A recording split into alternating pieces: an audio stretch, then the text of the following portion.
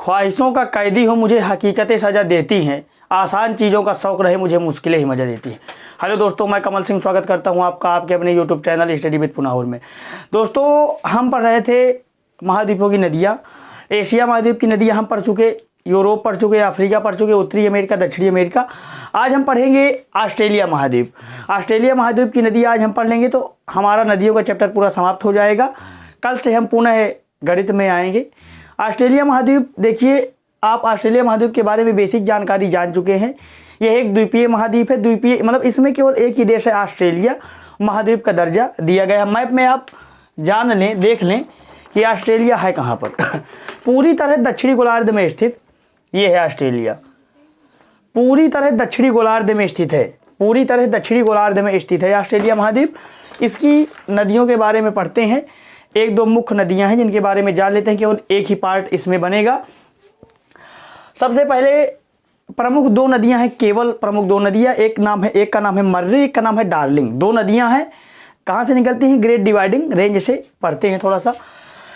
मर्रे darling नदी, यह दो नदियां हैं, दोनों के संगम से पूरे संयुक्त धारा मिल करके मर्रे डार्लिंग के नाम से, जो ऑस्ट्रेलिया की सबसे लंबी नदी है। ऑस्ट्रेलिया महाद्वीप की सबसे लंबी नदी कौन सी है? मर्रे डार्लिंग। जैसे नील नदी दो संयुक्त धाराओं से मिलकर बनी है, इसी तरह ये भी मर्रे और डार्लिंग दो नदियों के संगम से मिलकर बनी है।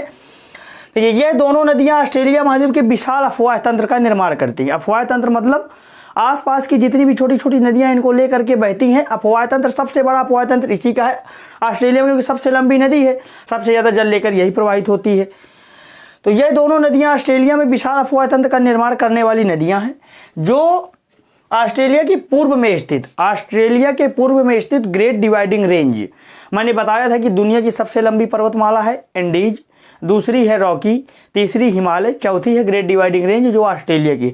दुनिया की चौथी सबसे लंबी पर्वतमाला ग्रेट डिवाइडिंग रेंज ऑस्ट्रेलिया के पूर्व में स्थित है। ऑस्ट्रेलिया के पूर्व में स्थित, उत्तर से दक्षिण की ओर।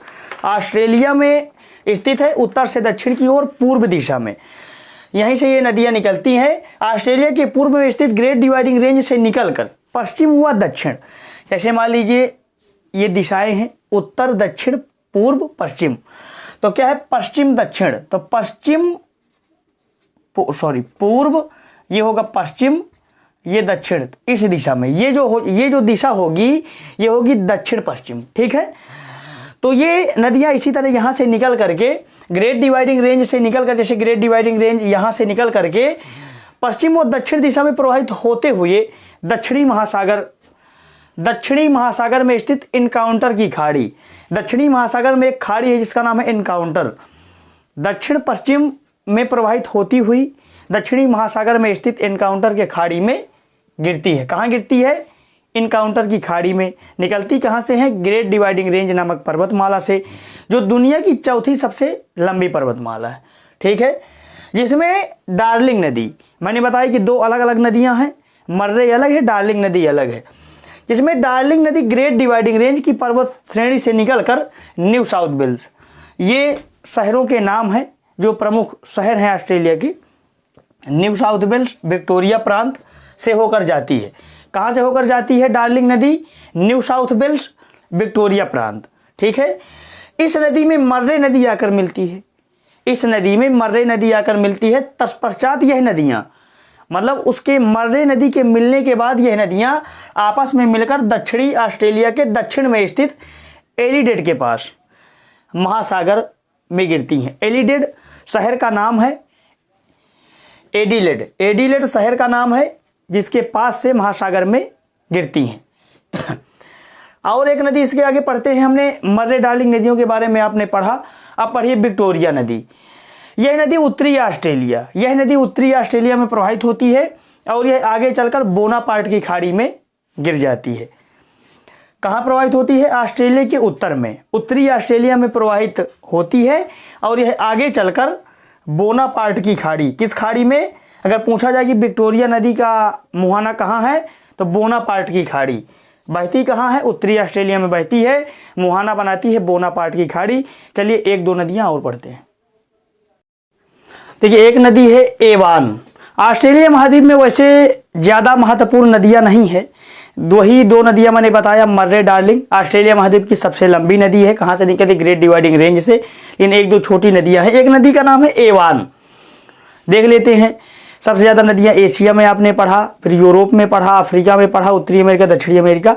ऑस्ट्रेलिया छोटा सा है, क्षेत्रफल में सबसे छोटा, तो इसमें ज़्यादा क्या है कि एक ही पर्वतमाला है।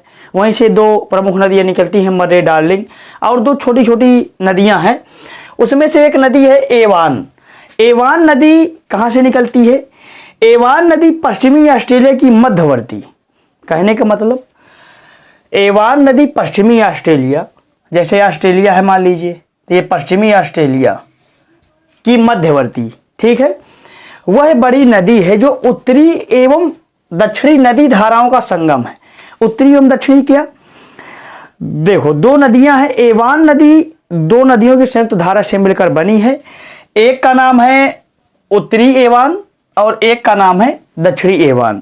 ये दोनों नदियां जब मिल जाती हैं, इसकी संयुक्त धारा को एवान नदी का नाम दिया गया है। एवान नदी पश्चिमी ऑस्ट्रेलिया की मध्यवर्ती वह बड़ी नदी है जो उत्तरी एवं दक्षिणी नदी धाराओं, उत्तरी नदी धारा और दक्षिणी नदी धारा का तात्पर्य क्या है?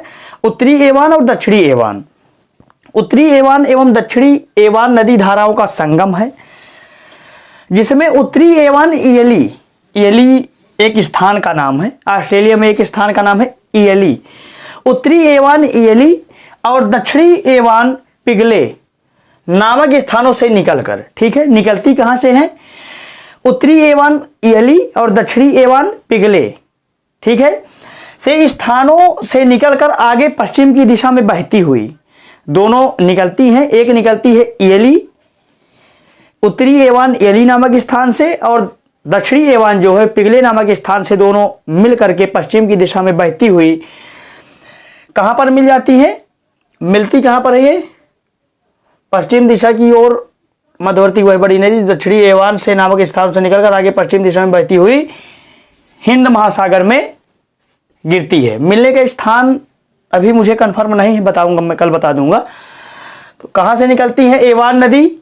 दो धाराओं में निकलती है, उत्तरी एवान एक दक्षिणी एवान, उत्तरी एवान इयली नामक स्थान से तथा दक्षिणी एवान पिगले नामक स्थान से निकलने के बाद मिल जाती है, और मिलने के बाद जो संयुक्त धारा बनती है उसका नाम है एवान।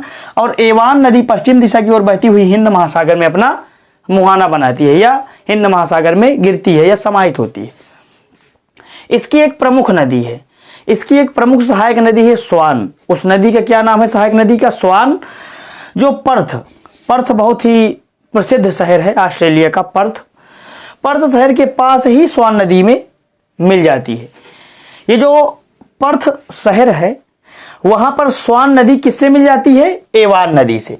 एवान नदी से पर्थ शहर के पास एवान नदी में मिल जाती है स्वान नदी। स्वान नदी कहां पर मिलती है? पर्थ शहर के पास एवान नदी में मिल जाती है। ऑस्ट्रेलिया महाद्वीप की नदियां समाप्त हो गई और आप पूरे सभी महाद्वीपों की नदियां आपने पढ़ ली। एशिया पढ़ लिया, यूरोप पढ़ लिया, अफ्रीका पढ़ लिया, उत्तरी अमेरिका, दक्षिणी अमेरिका, ऑस्ट्रेलिया पढ़ लिया। इन सब महाद्वीपों की आपने पहले बेसिक जानकारी पढ़ी, फिर इनकी आपने नदियां पढ़ी।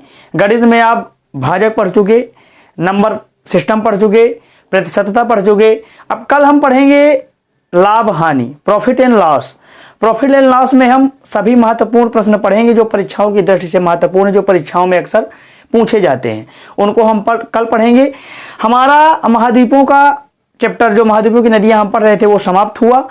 कल हम मिलेंगे अगले वीडियो में, तब तक के लिए जय हिंद।